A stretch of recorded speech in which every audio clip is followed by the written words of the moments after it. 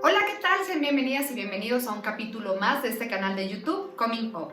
Yo soy Natalia Calero, fundadora y directora general.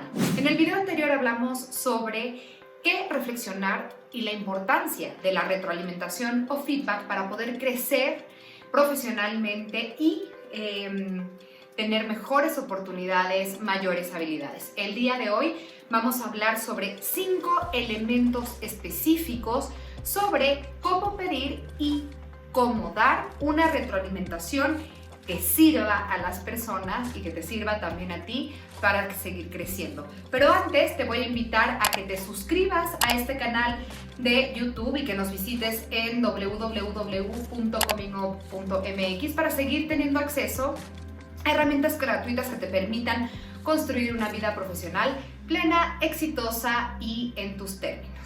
¿Por qué es tan importante hablar sobre la retroalimentación? Bueno, primero que nada quiero que sepas que hay estudios que evidencian que las mujeres reciben mucho peor retroalimentación, y no quiere decir que reciban mala retroalimentación, sino que la calidad de la retroalimentación que reciben no les sirve justamente para tener elementos y poder crecer.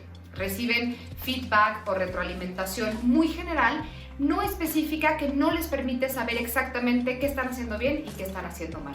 Por eso es tan importante que especialmente las mujeres pongamos atención en cómo pedir feedback. Pedir retroalimentación es una de las formas en las que tú vas a tener información importante de los actores y las actoras relevantes para saber qué te falta por hacer, qué estás haciendo bien y seguir creciendo profesionalmente. Y es lo que te va a permitir a ti también, el momento que la das, que tener una mucha mejor relación con tu equipo. Además, te va a posicionar no solo como una persona que le interesa seguir creciendo, sino una persona que es abierta a la opinión de las demás personas, y esto va a ayudar a que te valoren de mejor manera. Pues vamos a hablar directo de las 5 cosas específicas que tienes que seguir para pedir y dar una retroalimentación o un feedback efectivo. El primer punto es: sé específica o pide feedback que sea específico. Muchas veces nos dicen, lo estás haciendo muy bien, o sigue así, o no me gustó lo que estás haciendo. Sin embargo, no son específicas, y cuando la retroalimentación no es específica, no nos permite, no nos da información, ya sea para bien o para mal, no nos da información que nos permita saber cómo está el contexto. Entonces, por ejemplo, pide retroalimentación que sea específica o dala así, y utiliza ejemplos específicos sobre el impacto, por ejemplo, que está teniendo una actividad que está haciendo bien o que está haciendo mal una persona. Di cosas como: me gusta mucho la forma en la que sueles abordar los problemas porque nos permite al equipo y a mí tener otra visión de la que si tú no fueras parte no tendríamos. O, por ejemplo, en lugar de decir cosas tan sencillas como no me gusta cómo lo estás haciendo, di: tienes un área de oportunidad en la mejora de estructura, porque si tuvieras una mejor estructura podrías llevar con mejor o con mayor efectividad los programas que están a tu cargo.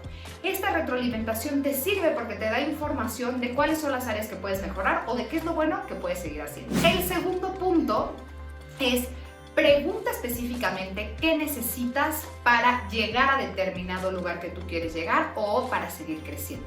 Es decir, para que nos puedan dar información que nos sirva, pregunta: ¿qué crees que me falta o que necesito seguir haciendo o que necesito hacer más para llegar a ser manager? ¿O qué crees que me falta a mí para estar en el lugar de la jefa? Eso te va a dar información sobre las habilidades que aún te falta por adquirir y sobre aquellas que estás haciendo bien. También pregunta cómo, por ejemplo, puedes medir eso. Es decir, puedes preguntarle específicamente: ¿qué necesito para poder crecer al siguiente nivel? ¿Y cómo pensarías tú que ya he alcanzado ese nivel? Así vas a tener información específica, exacta, sobre qué necesitas seguir cultivando. El tercer punto es algo también muy específico. Pregunta, o también da tú esta retroalimentación: ¿qué necesitas hacer más y qué necesitas hacer menos. Es decir, para que mi desempeño mejore, cuáles son las cosas en las que me debería enfocar más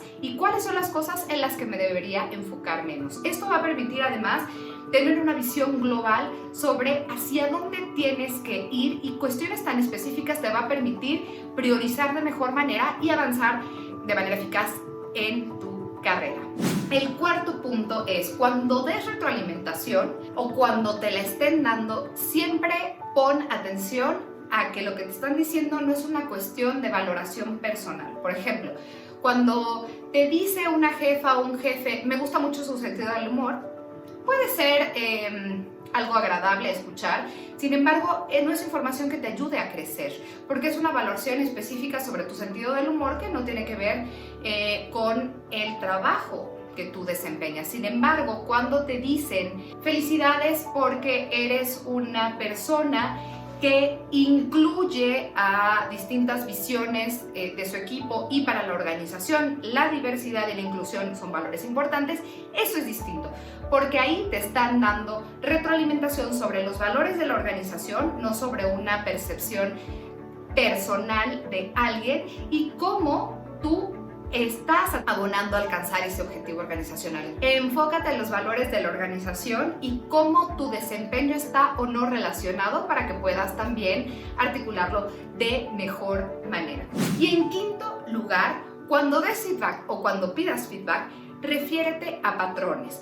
Muchas veces nos quedamos enganchadas o enganchados con una actitud en particular o con un suceso. Sin embargo, juzgar a una persona solo por una cosa que sucedió en algún momento es injusto, porque pudieron haber sido muchas las causas que la llevaron a comportarse así. Sin embargo, si es un patrón de comportamiento, es decir, si esta persona, por ejemplo, de manera regular rechaza el feedback o de manera regular no trata bien a las personas, etcétera, habla más bien del patrón de conducta que estás viendo para poder mejorarlo. Es decir, en lugar de decir algo como estoy muy molesta por lo que pasó ayer, si bien es cierto, eso puede ser un ejemplo en específico, ten cuidado que no sea solo una vez y di el patrón que estás teniendo de no escuchar a tus compañeras o de no escuchar a tu equipo no nos va a llevar adecuadamente al objetivo que queremos lograr. Entonces recuerda, fíjate en patrones y no en sucesos específicos. Puedes utilizar los sucesos como ejemplo siempre y cuando no sean eventos únicos, sino formen parte, ejemplifiquen un patrón de conducta que la persona, tú al decírselo o tú al pedir retroalimentación diciendo, oye, ¿qué patrón de comportamiento ves que yo podría cambiar? Es completamente distinto porque te da información mucho más relevante de tu comportamiento. Bueno, pues te invito a que te suscribas a este canal y a que nos visites en www.comingup.mx para seguir recibiendo herramientas. Recuerda, pide y da retroalimentación porque es una de las herramientas más eficaces para saber qué nos falta y qué estamos haciendo bien y crecer profesionalmente y construir una vida plena, exitosa y sobre todo en tus términos. Nos vemos a la próxima.